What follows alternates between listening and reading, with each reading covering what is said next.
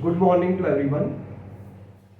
This video is being telecast, especially I am from Canada only, and I have seen that most of the people whoever want to go to Canada, they get cheated by different people here. Why it happens? Because people are not aware of various government of Canada rules and regulations. So we have opened this new channel, आओ Canada चलिए in Punjabi, आओ Canada चले in Hindi, and let's go to Canada. It is English, and this video will be telecast in English language. There are 150 ways to go over to Canada. For the last 2 years, Canada was totally closed for everyone, as there was a corona problem, and they have got limited arrangement in the hospitals because Canada is a welfare state. They never put people into trouble. Of course, there are 18 lakhs of files pending in embassy offices. Why it is happening so? First, I will give you basic reason. You see, if we allow 18 lakh people to go over to Canada, then what will happen to our own people who are working in Canada? How these people can stay? They need the houses, their children need the education, their account has to be opened into the banks. We have to have more staff to give them proper facilities at the airports. They need more washrooms. So keeping these various basic infrastructures, then if somebody falls sick in Canada, how they need the doctors, they need the more nurses to look after them. Keeping these all the things in view, they have to limit the people coming to Canada. They have got a 3 years planning. Now for year 22, 23 and 24, they are expecting to take an intake of 4.18 lakhs of people each year. Whereas if we take into consideration, throughout 150 countries, there are 22 lakhs of files pending. So it is not at all possible to accommodate so many people. Whoever have already put up their file, they have to reconsider. Either they should withdraw their file and submit a fresh case, because the fresh cases all are being dealt from Canada itself. So first is, what is this scheme? Within the last 2 years, there was no immigration to Canada because airlines were stuck, there were no hospital facilities, people were afraid to move from one country to another country. So there is an acute shortage of workers now in Canada. And businessmen and people are making a lot of noise because in businesses, the wages are at the lower side, whereas in the construction and medical sector, the income or the wages are at higher side. Canadian system is divided into separate categories like category O, A, B, C and D.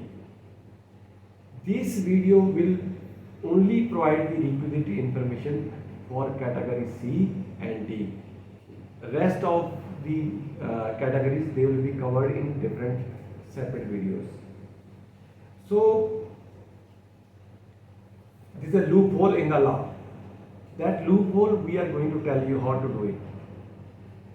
So if your son or daughter or one of your relative in Canada, if they are financially sound, they can give you letter of invitation, or which you in India you call it sponsorship, and on that basis, that is sponsorship, plus you have got requisite funds in your bank to show that you have got enough money to stay in Canada, then you can get a visitor visa. Once you reach to Canada, people have already pre-approved. Previously it was known as LMIAs, now they are known as work permits. You can easily convert your visitor visa into work visa in that, and you have to discuss it at your own. So who can call you? The people who are permanent resident or citizens of Canada and they have never taken welfare from the government, as well as they are not indulging in criminal activities and they have never done their bankruptcy. They can give you letter of sponsorship. What is the procedure? You see, Government of Canada has got a very nice system of sponsoring someone. Whoever want to sponsor from Canada, first he or she will go to the bank. They have one prescribed form by the government for sponsoring their relatives from outside countries. So first of all, you have to go to your bank, collect that sponsorship letter from the bank. Then you need 4 more documents. Second is your pay stub. Third is your income tax statement. The whatever income tax statement you have already filed last year, that has to be submitted. And after taking these documents, he or she will go to a notary public. In Canada, every locality has got one notary public who sits in his office 10 o'clock to evening 6 p.m. and that can be verified from the Google, because in Canada all the business got the website, and website they have already written opening time and closing time. So once you are going to notary public, you must carry your status. First is bank document, pay stub, income tax statement, then your identification. Mean who are you, like driving license. If you are studying in a college or university, that document. Mean what that will indicate what is your status in Canada. Those documents you have to take to the notary public. He or she, they will take the verbal information from you.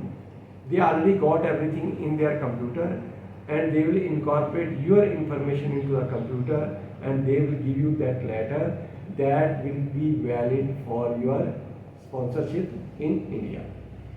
This case you can try from Canada as well as from India.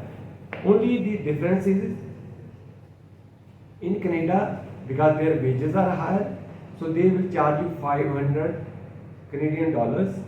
That means around 25,000 Indian rupees to 30,000 Indian rupees. But that gets preference because there nobody can privately do it.